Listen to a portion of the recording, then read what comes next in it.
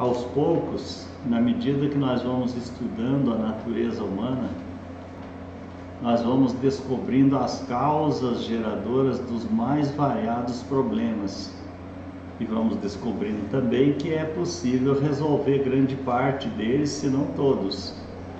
É claro que, apesar das recomendações milenares sobre o autoconhecimento, que nós não temos ainda, não desenvolvemos essa cultura, não demos ouvidos às religiões que recomendaram o autoconhecimento, e com isso estamos pagando o preço da nossa negligência, do nosso desleixo, da nossa desatenção com as orientações da espiritualidade superior, que inicialmente vieram através das religiões, por inspiração, dos profetas, e hoje vem através dos médiuns, através da psicografia, da psicofonia, da intuição, de uma forma muito mais acessível para todos nós, porque antigamente eram raros os profetas e os mestres da humanidade não eram tão comuns como são hoje, porque hoje nós temos uma infinidade de fontes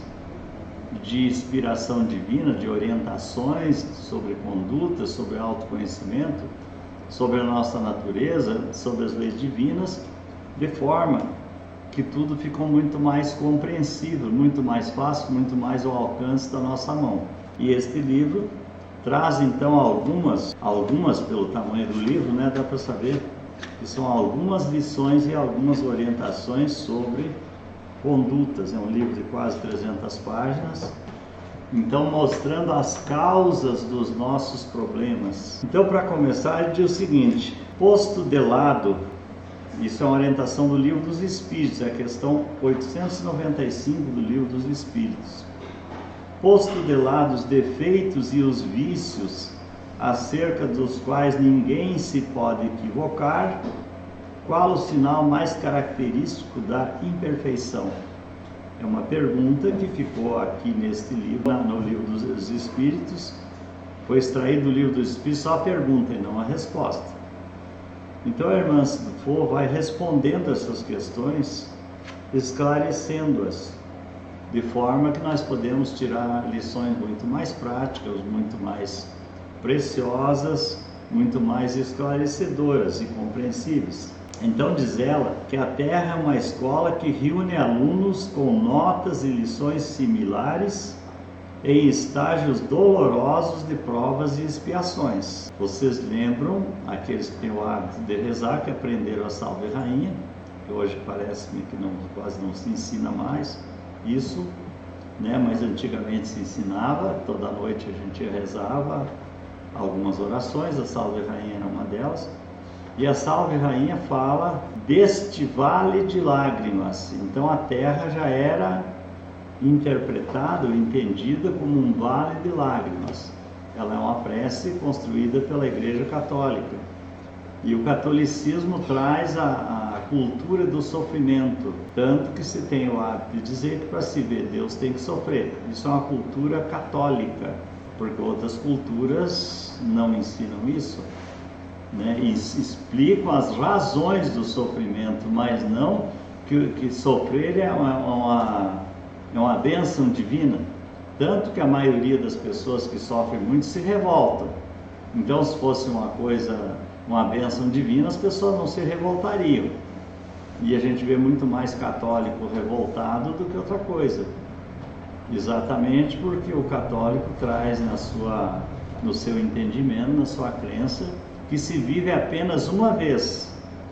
Então, você já imaginou viver uma vez e viver uma vida de sofrimento e de dores, sem outra oportunidade, sem outra chance, quando se vê tantas pessoas que aparentemente estão felizes, ou até estão mesmo, Então é lógico que cria facilmente uma condição de revolta, de inconformismo, de achar que Deus está castigando por alguma razão, porque na realidade, se não houver o entendimento das vidas sucessivas, da reencarnação e da colheita conforme a semeadura, nós não podemos realmente entender o sofrimento como um instrumento divino para os filhos escolhidos, né? Não faria sentido nenhum.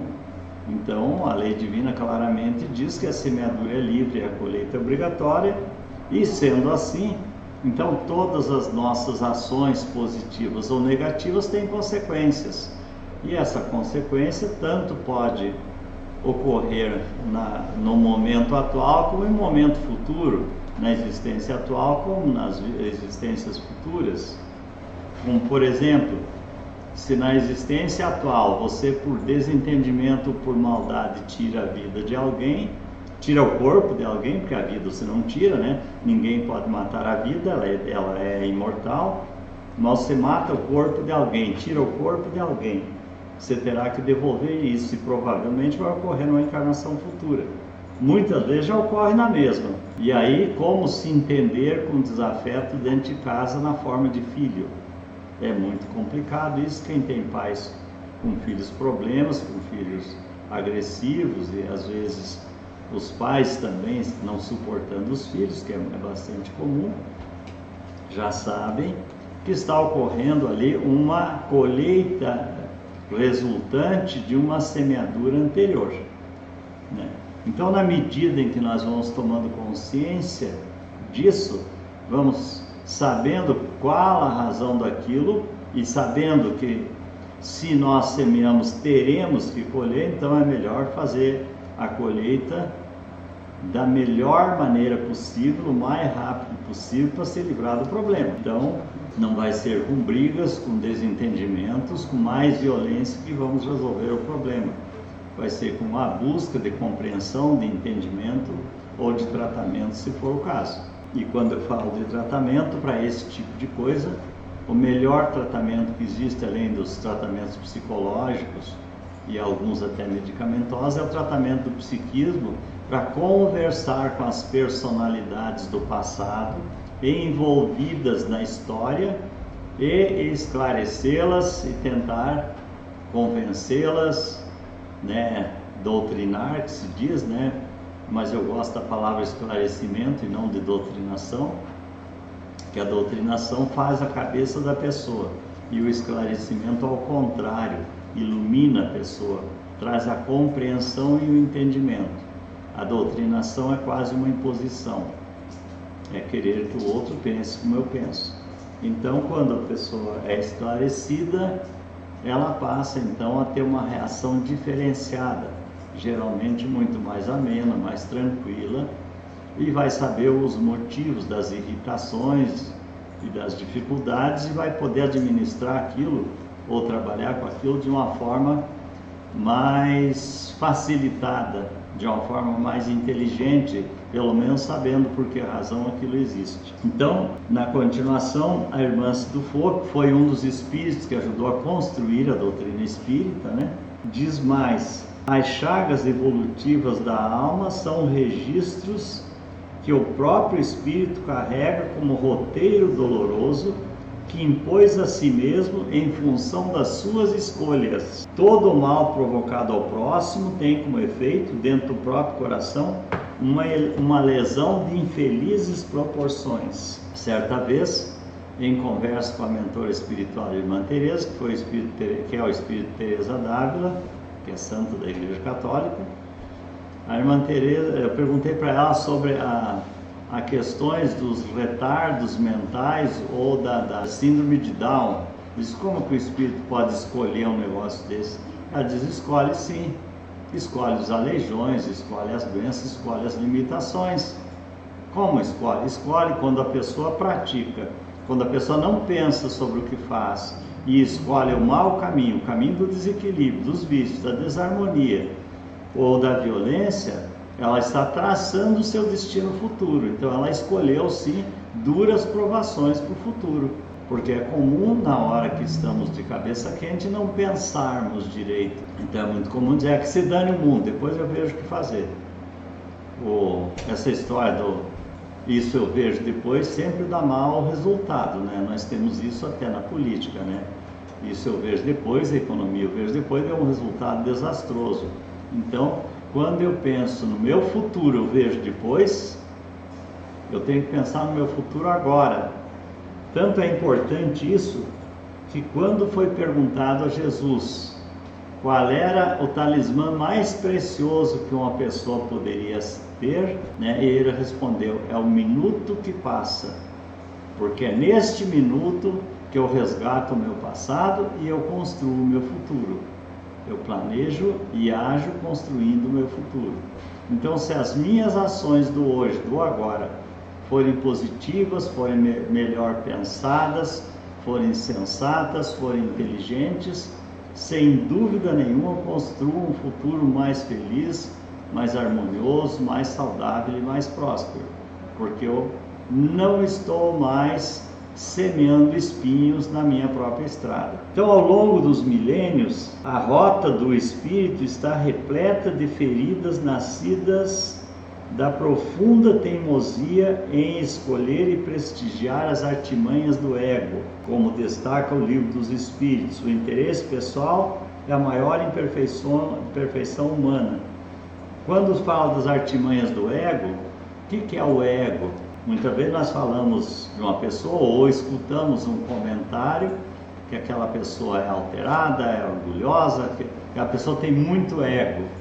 Então nós estamos falando que ela tem uma influência negativa de vícios de conduta que vêm do passado, de traços de caráter negativos. Então, para nós que trabalhamos com o psiquismo, com as personalidades de passado, essas personalidades que começam a influenciar a consciência e causar problemas, muitas vezes manifestando dores, doenças, sintomas, condutas inadequadas, viciações, essas personalidades é que representam o ego. Então, o ego seria uma instância psíquica, uma sala de espera ao lado da consciência, onde cada personalidade que ali se encontra está tentando interagir com a consciência, falar com quem está comandando a vida, porque quem comanda a vida é a consciência encarnada, a consciência embarcada, né? E as personalidades de ego estão ali do lado tentando interferir. É muito fácil a gente identificar isso quando você vai, por exemplo, fazer uma prece e de repente, quando você se deu por conta, um pensamento tomou conta do espaço da consciência e você parou no meio da prece, nem sabe onde que você parou.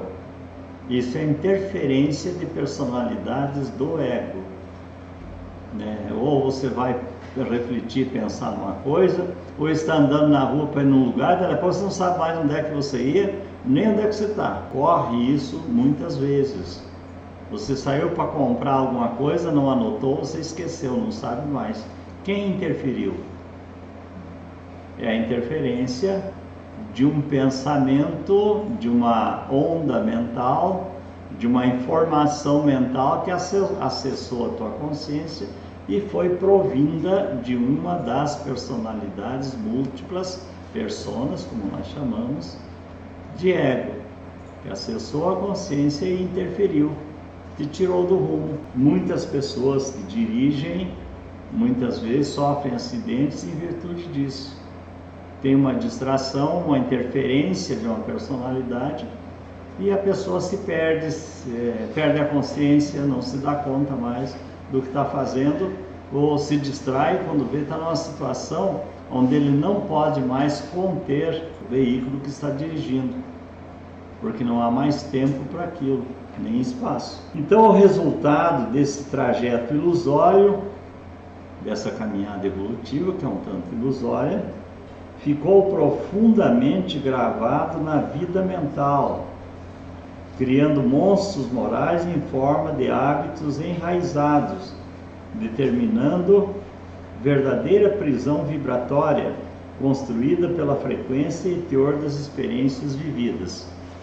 Então, quanto mais eu repito uma experiência negativa, quanto mais eu pratico um vício, mais eu alimento um vício, uma conduta inadequada, mais consolida os automatismos e abre mais espaço para a ação dessas personalidades de passado. Se eu, por exemplo, tenho um pensamento negativo de qualquer natureza ou indevido, e eu dou espaço para aquele pensamento, e quando ele retorna, porque Se essa personalidade te acessou uma vez, ela vai tentar acessar outras vezes, porque ela foi acolhida.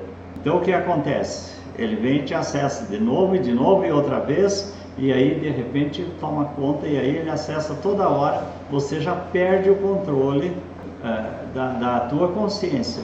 É comum pessoas, por exemplo, que são viciadas em cigarro, né, acender um cigarro na bituca do outro e nem percebe mais o que está fazendo. Então, isso era muito comum lá no interior, quando o pessoal fumava palheiro, e às vezes ele picava o fumo, porque era fumo em rolo, ele picava o fumo e muitas vezes esquecia de enrolar o fumo na palha para fazer o palheiro e já tocava o fumo na boca, porque está tão automatizado naquilo, é uma ânsia, uma necessidade tão grande, que ele perde o domínio da consciência. Ele não age mais pela consciência, ele age por um automatismo. E muitas vezes nós agimos por automatismo com os próprios pensamentos que foram tomando conta da nossa consciência. Então a própria palavra consciência diz consciência. Então a consciência deve saber o que está fazendo. A partir do momento que você não tem controle do que está ocorrendo nesse equipamento chamado consciência, você já não é mais consciente, você já está agindo automatizado, conduzido, impulsionado. Outro elemento controlador, que se apossou do microfone da consciência e é ele que já está falando, ele que está conduzindo. Então muitas vezes nós permitimos isso. Por que se diz popularmente que cabeça vazia é oficina do diabo? Porque se você não estiver pensando nada útil, você abre espaço. Se você não estiver raciocinando sobre nada útil, você abre espaço para um pensamento se infiltrar. Porque o pensamento não é seu, é das personalidades. O seu é o raciocínio. Eu posso estar usando o raciocínio para analisar esse livro e quantas páginas ele tem, se foi bem escrito ou mal escrito, que cor ele tem. Estou usando o raciocínio para fazer essa avaliação. Agora, se eu desativar o raciocínio, entram os pensamentos, porque eles não são da consciência, eles vêm das personalidades e também podem vir de outras pessoas ou de espíritos. É comum em nós que trabalhamos com psiquismo, muitas vezes entre nós do grupo que trabalha com isso, quando um vai dizer uma coisa, o outro já diz na frente. Eu pensei e o outro repete. Por quê? Porque o pensamento chegou primeiro, a mensagem chegou primeiro. Não precisa o outro falar, ou não precisa falar, o outro já captou. Então eu recebi uma mensagem de um terceiro, né? Nós recebemos isso o tempo todo, só que nós não temos o hábito de identificar isso.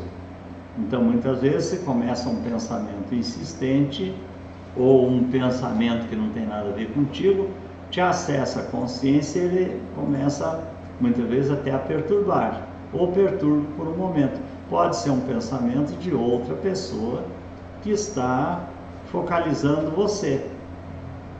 É muito comum isso quando estou conversando com as personalidades, frequentemente elas reclamam, né? Quando eu pensei, ela já captou, ou já captou a imagem, porque o pensamento gera imagem, né? O raciocínio gera imagem, que nós ainda não estamos equipados, ou não desenvolvemos o nosso equipamento de captação, nosso sentido de visualização de imagens mentais não está desenvolvido, embora já está instalado em nós.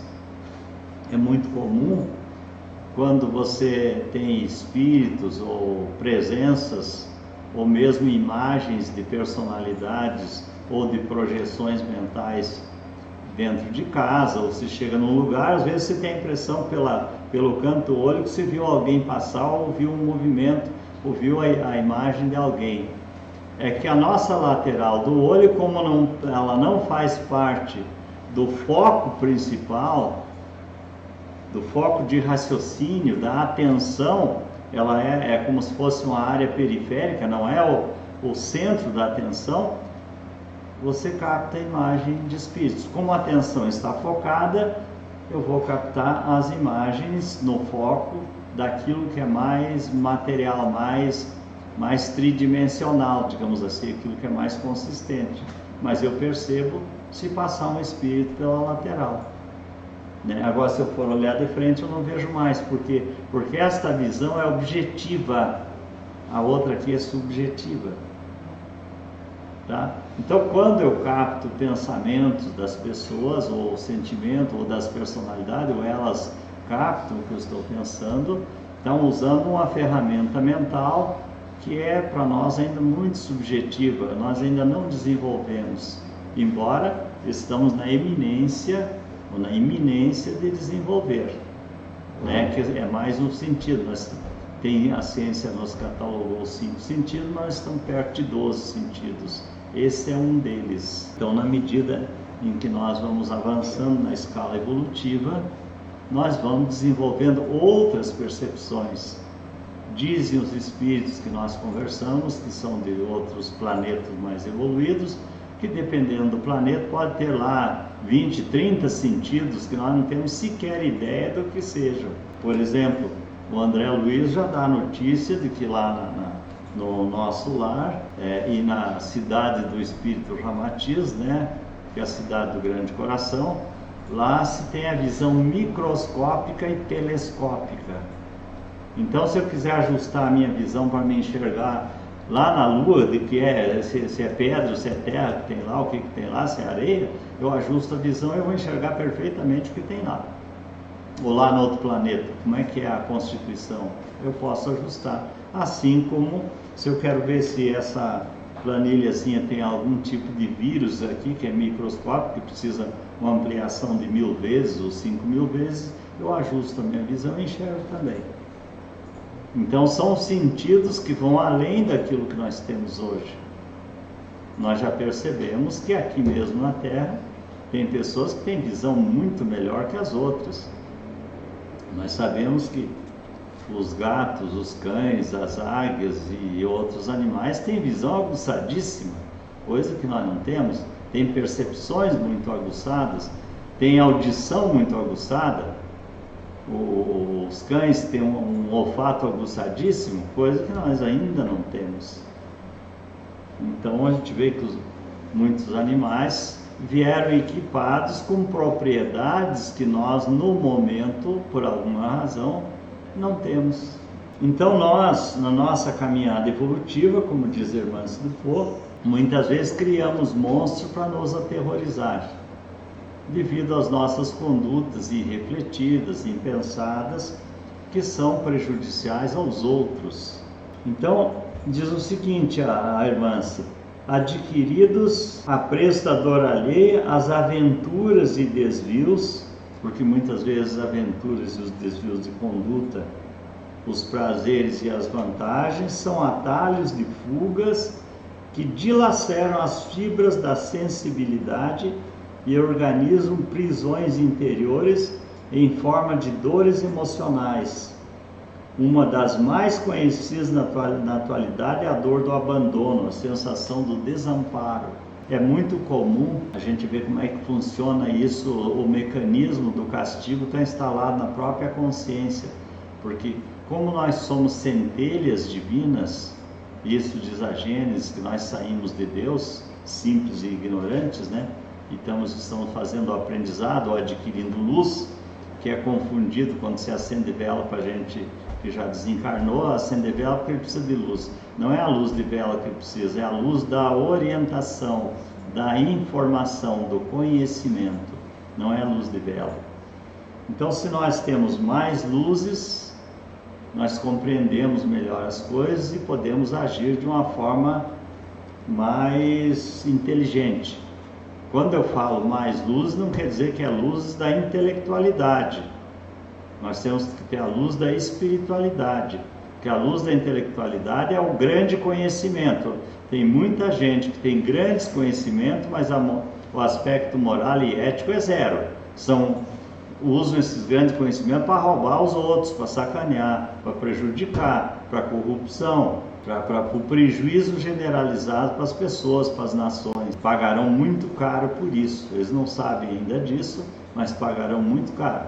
Nós vemos que pessoas que causaram grandes tragédias, grandes prejuízos aos outros, e muitas vezes por mecanismos de proteção, porque eram autoridades ou estavam acobertados por autoridades, quando desencarnaram foram presos e levados para as furnas das áreas infernais e ficaram aprisionados lá séculos, às vezes, debaixo de tortura e sofrimento. Sempre o espírito pagará o preço da sua estultícia e da sua maldade. Né? E vemos que pessoas que foram condenadas, por exemplo, à prisão perpétua em outros países, muitas vezes se tira pessoas, espíritos que estão presos há 2 milênios, 3 milênios, porque para eles a prisão é perpétua. Essa foi a condenação que eles tiveram. Ou alguém que é condenado, por exemplo, em alguns países, é condenação de 500 anos. Claro que sabe que a pessoa não vai viver aquilo, mas a condenação foi calculada em 500 anos. A pessoa vai morrer e vai continuar na prisão.